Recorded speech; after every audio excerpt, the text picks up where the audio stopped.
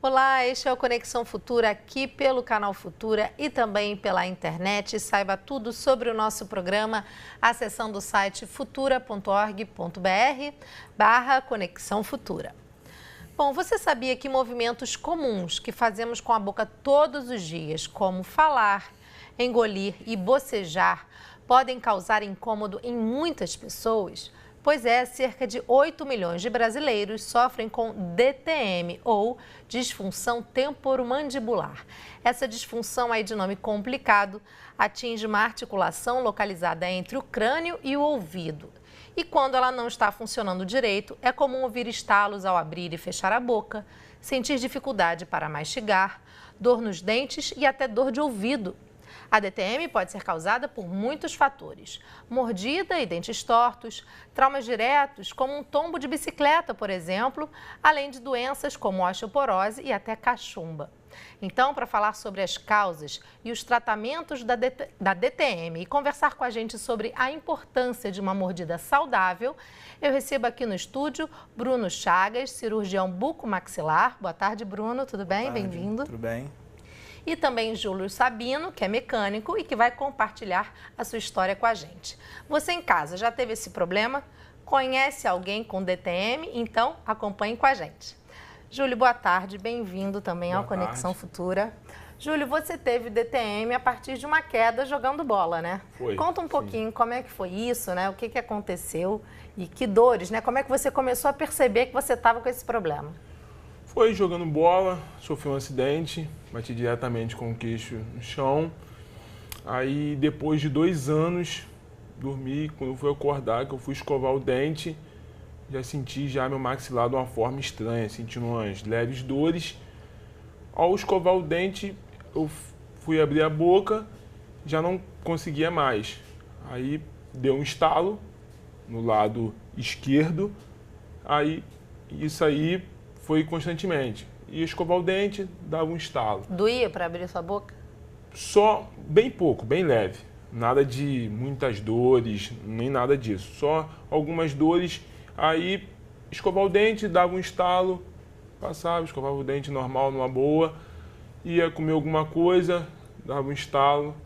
Isso assim foi se passando 4 meses. Um dia eu fui almoçar, depois desses 4 meses, fui almoçar, fui estalar a boca, já não conseguia mais estalar. Você foi abrir a boca, é isso? Fui abrir a boca para começar a almoçar, aí eu já não conseguia mais estalar. Caramba. O maxilar. Bruno, a gente está aqui falando de um problema que atinge aí 8 milhões de brasileiros, né? Um número alto. Para quem ainda tem dúvida, né? O que é essa disfunção? A gente pode dizer que é exatamente aqui nessa região que o Júlio estava falando, né? Essa junção que a gente tem aqui entre o maxilar e o início do ouvido, é isso? Isso, sem dúvida. Na verdade, essa DTM, né? Disfunção temporomandibular, esse nome tão complexo. Um nome difícil. E é de diagnóstico também bem difícil. Tá? Apesar de parecer simples, né, com um estalido, com uma dor, a DTM ela pode se apresentar de 2 formas. A forma muscular, né, quando o paciente apresenta apenas dores musculares, né, pode sentir dores na região do externo, no ombro, região de pescoço, cervical, dores inclusive dentro do ouvido, né? E também tem a DTM, que a gente chama de articular, né, que é da região da articulação propriamente dita. Tá? O Júlio teve uma DTM articular relacionado direto ao trauma da face que ele sofreu naquele determinado momento. Agora, ele levou 2 anos, né, depois desse tombo, para começar a sentir os primeiros sintomas. É normal que demore tanto tempo? A DTM causada por esse trauma, né, por essa queda, como a gente falou aí na abertura do programa, também uma queda de bicicleta. Isso. É comum, depois de um trauma como esse, levar 2 anos? É um tempo longo, né, para os sintomas aparecerem. Bem colocado, é um tempo longo. Nesse caso, o que aconteceu com o Júlio, ele teve o que a gente chama de uma hemartrose, né, ou seja, um hematoma criado por trauma dentro da articulação mesmo, articulação temporomandibular, né. Então foi necessário aí fazer um procedimento primeiro conservador. A gente optou em fazer um tratamento conservador primeiro, medicamentoso, né? Depois fisioterápico. Tá? E como a gente não obteve o resultado esperado, nós optamos em fazer uma cirurgia que a gente chama de artroscopia, né? É uma cirurgia por vídeo. Tá? É bem interessante citá-la, porque é um procedimento que ele não deixa cicatrizes, tá?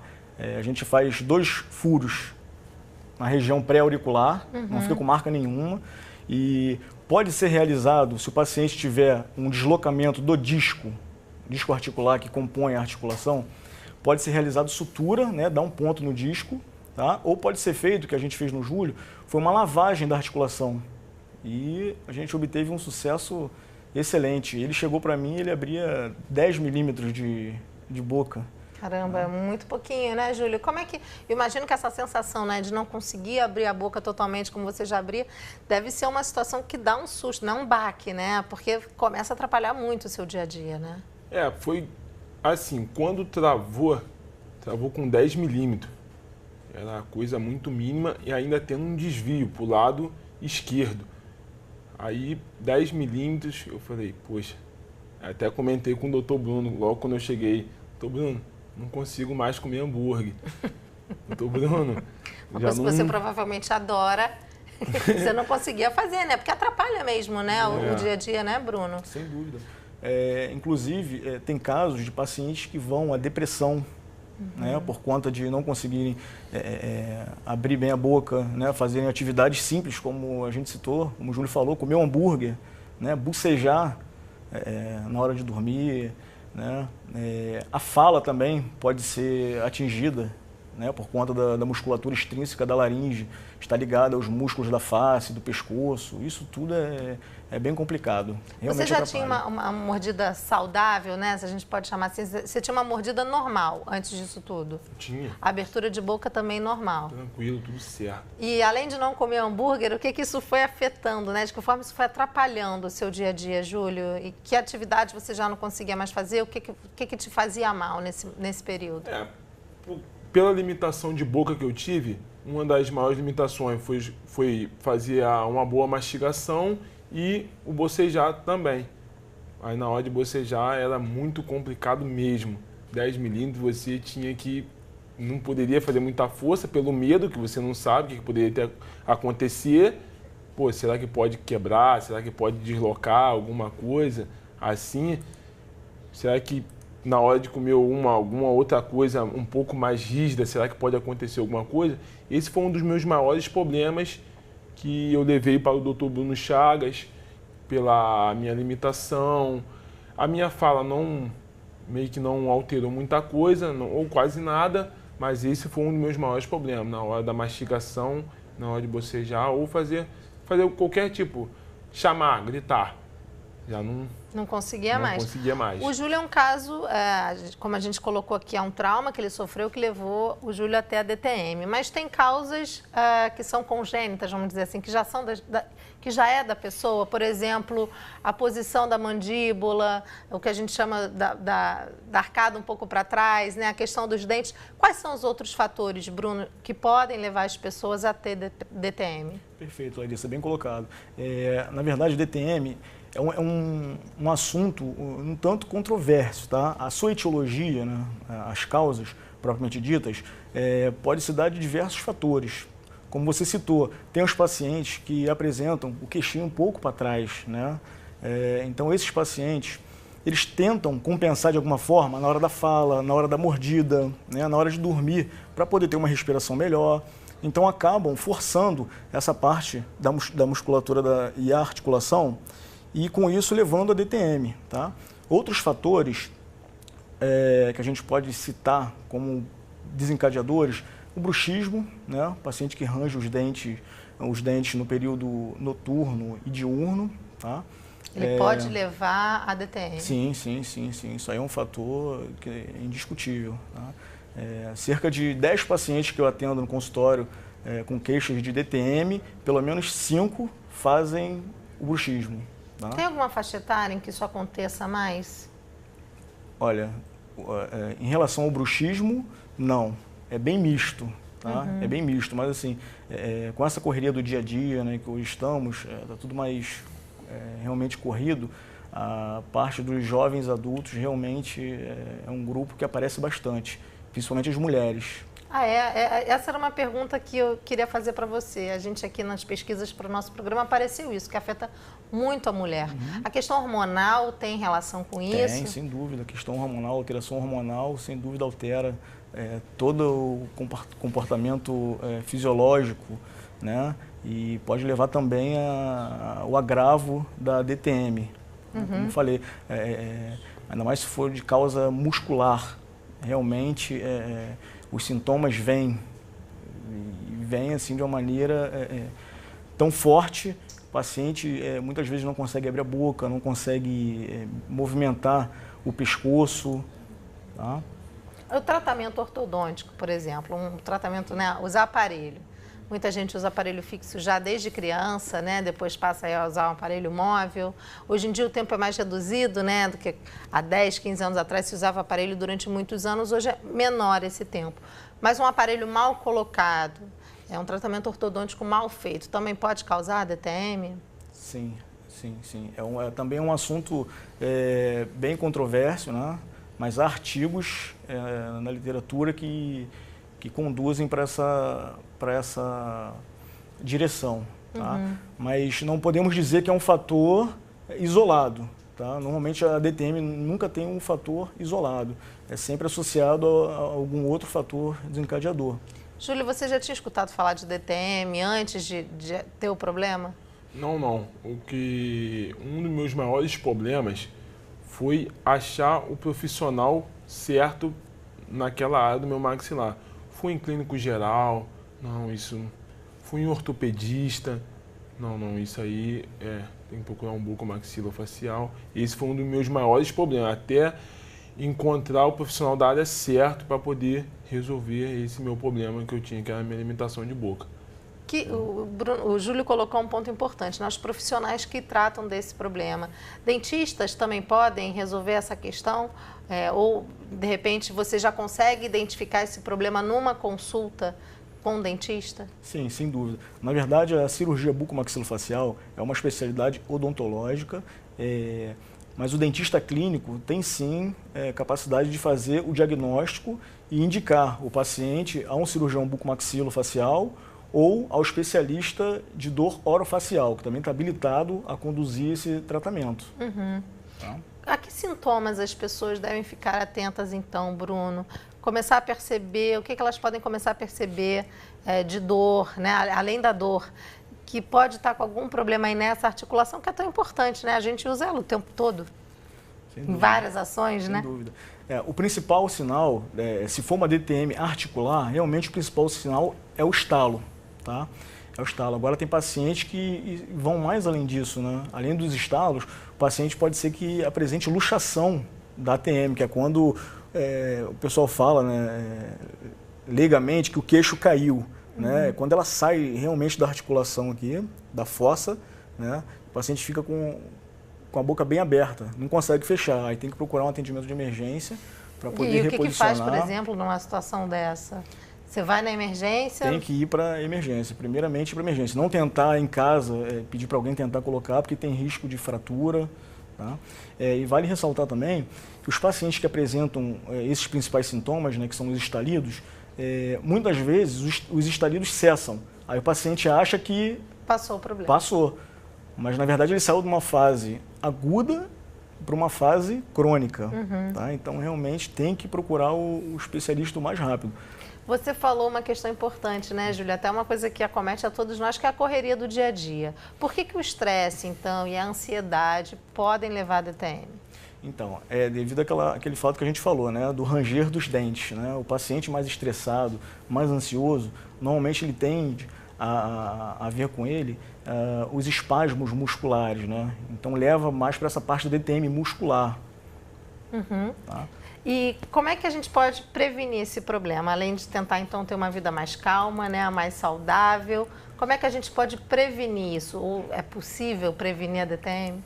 Na verdade, a DTM, eu acho que a melhor maneira de se prevenir, né, como você falou, se você tem uma vida muito agitada, procura ter uma vida mais regrada, né? Sei que está difícil nos dias de hoje, mas é sempre bom a gente, se for o caso, ter algum acompanhamento psicológico, né? Se tem dores fortes de cabeça, procurar um né, um neurologista. Esse é um ponto importante, né? Muita gente associa a dor de cabeça a muitos problemas, né? Que nunca pensa, então, que pode ser uma questão aí da sua área da face, né? Tem relação direta, então, problemas nessa articulação com dores de cabeça, enxaqueca? Muitas vezes sim. Se o paciente tem uma dor isolada de cabeça, tem que investigar. Tá? Agora, se ele tem uma dor que nunca passa, de cabeça, dor no pescoço, como eu falei, região do externo, dor no ombro, dor quando vai abrir a boca e tem cefaleia constante, vale procurar um dentista, tá? Para poder ver, né, se essa causa pode ser realmente de DTM. Tá? Importante ressaltar também, Larissa, que o tratamento do DTM não é só feito pelo cirurgião bucomaxilofacial ou pelo especialista em dor orofacial. Tá? Normalmente é uma busca que tem que ser feita através de diversos profissionais. Tá? Como no caso do Júlio, nós atuamos, né, de maneira cirúrgica, mas ele precisou também ser acompanhado por um fisioterapeuta, fez várias sessões de fisioterapia para poder chegar ao resultado ideal. Esses exercícios você tinha que fazer em casa também, Júlio? Também. Como é que é, né? Quer dizer, tem que ser bem regrado, então, né? Tem que fazer todo dia. Como é que era? Explica aí para quem está nos assistindo um pouquinho como é que eram esses exercícios. Era rápido? Foi fácil para você fazer sozinho? Foi. O primeiro exercício foi até o Dr. Bruno que me passou, logo após o procedimento cirúrgico. Uma coisa muito fácil. Para me saber a minha limitação de boca, para ver se eu estava tendo algum avanço. Aqueles palitinhos de picolé, né, Dr. Bruno? Aqueles palitinhos de picolé. Conseguiu colocar 10 hoje? Tá bom. Tira. Amanhã, vê se você consegue colocar mais. Esse foi um dos primeiros exercícios que eu fazia em casa. Aí depois, no procedimento de fisioterapia, ele me passava alguns movimentos, como até o Dr. Bruno está falando, de pescoço, entendeu? Você sentia essas dores? Não, o movimento com o pescoço, um treinamentozinho com o pescoço, ao lado do outro, para ver se eu estava conseguindo abrir a boca. Para relaxar também essa área, né? A área do maxilar, entendeu? E vários outros movimentos que não tem muita... Você consegue fazer em casa sozinho mesmo, mas sendo orientado pelo fisioterapeuta. O Júlio falou desses exercícios que ele fez pós-cirurgia, né? Durante a DTM, em casos não cirúrgicos, existem exercícios que podem amenizar a dor? Sim. Na verdade, se for uma DTM de origem muscular, né? Sim, a gente faz um protocolo medicamentoso, né, incluindo corticoides, analgésicos, tá, relaxantes musculares. É um protocolo bem feito e bem aceito para esse tipo de paciente. Tá? Inclusive, quando esse tipo de paciente que apresentam dores fortes nessa região não apresentam resultados satisfatórios com esses medicamentos, nós temos outras saídas, né? Pode ser feito aplicações de botox, né? De toxina botulínica, na verdade, né? Em regiões específicas, que também acabam por amenizar esses espasmos musculares, diminuindo assim a dor do paciente. Você, hoje em dia, como é que você tem a sua vida? É normal, depois da cirurgia, você precisou fazer alguma restrição no seu dia a dia ou não? Pós a cirurgia, tudo certinho, vida normal? Tudo certo, tudo 100%. Que bom, quer dizer que é uma recuperação boa, né, Bruno? Os tratamentos de DTM com cirurgia têm uma boa recuperação. Como eu falei antes, o Júlio, na verdade, ele passou por uma cirurgia que a gente considera não invasiva, né, que foi através do artroscópio, ou seja, não tem corte. Então, uma cirurgia é um procedimento cirúrgico bem tranquilo, recuperação de 7 a 10 dias. Né? Agora, tem cirurgias que precisam piores que essa, né? Um método que não é esse? Sim. Na verdade, a gente opta sempre pelo meio mais conservador, né? Tratamento medicamentoso, fisioterapia, se for necessário, neurologista, tá? Otorrino também, porque muitos desses pacientes apresentam zumbido no ouvido, tontura, então são sintomas muito relacionados, né? Então a gente procura buscar o meio mais conservador possível. Pacientes que apresentam bruxismo, tem que ser confeccionada uma placa para eles morderem na hora de dormir, né, para diminuir esses espasmos musculares durante o dia. Tá? O Júlio teve uma recuperação excelente. Como eu falei antes, ele abria 10 minutos de boca, agora está abrindo 45, bem satisfatório. Né? Uma boa evolução. Ele falou que o apelido dele agora é Bocão. Né? Esse é o maior problema. Depois que o Dr. Bruno fez a minha cirurgia, não tem mais nenhum apelido relacionado se não for Boca Grande. Cabe a bastante hambúrguer agora, né? Dá para comer bastante. Ô Bruno, tem uma questão importante que a gente citou aqui na abertura do programa, a questão da mordida, né? As pessoas que têm essa mordida errada, né? Se a gente pode chamar assim, uma mordida mais torta, causa incômodo também, não só a DTM. Por que é importante atentar sempre para a mordida, né? Principalmente os pais que estão nos assistindo, as crianças aí em fase de crescimento. É bom identificar esse problema logo nos primeiros anos de vida ou no início aí da segunda fase da infância, já lá com seus 6, 7 anos. É importante ver logo do início? É importante, Larissa. Principalmente os pacientes que apresentam, né, mesmo sendo pacientes pediátricos, né, que apresentam a mandíbula bem retruída, né, que a gente chama de retrusão, né, retrusão mandibular, ou os pacientes que apresentam ao contrário, a mandíbula bem para frente. De 8 aos seus 14 anos, é importante citar para os pais procurarem um especialista, tá, nessa área para tentar amenizar, né, que essa mordida fique pior, né? Essa oclusão não leve a problemas de DTM, como a gente havia falado, como o próprio bullying na escola, né? Os pacientes sofrem bastante com isso. Isso pode começar a aparecer já na fase da segunda dentição da criança, né? Quando já são os dentes, não são os dentes de leite, já caíram os dentes de leite, começam a nascer os dentes novos, já é possível identificar a partir daí? Já, sem dúvida sim, até antes, né? Até na dentição mista já é bem possível observar essa deformidade, né? Essa discrepância dentofacial que nós chamamos. Bacana, a gente está caminhando aí para o fim do programa, então eu quero ir aqui para a internet para mostrar o site cdfrio.com.br, que está sendo representado aqui pelo Bruno, é o Centro de Deformidade da Face. Aqui tem diferentes assuntos sobre as questões da face, da dentição também, não só a DTM. Então acessa aí para você ficar por dentro de outras questões e também esclarecer mais dúvidas que podem ter ficado aí para você sobre a DTM, que é essa disfunção que comete aí muita gente e muita gente nem sabe que tem esse problema. Bom, eu queria agradecer a presença de vocês, Júlio. Obrigada por compartilhar a sua história, viu? Bruno, obrigada pela presença mais uma vez. Obrigado pela oportunidade. A você de casa, obrigada pela companhia e eu lembro que o Conexão Futura vai ao ar de segunda a sexta na tela do canal Futura e a qualquer hora do dia e da noite no site futura.org.br. Os horários estão aí na sua tela. Até a próxima. Tchau!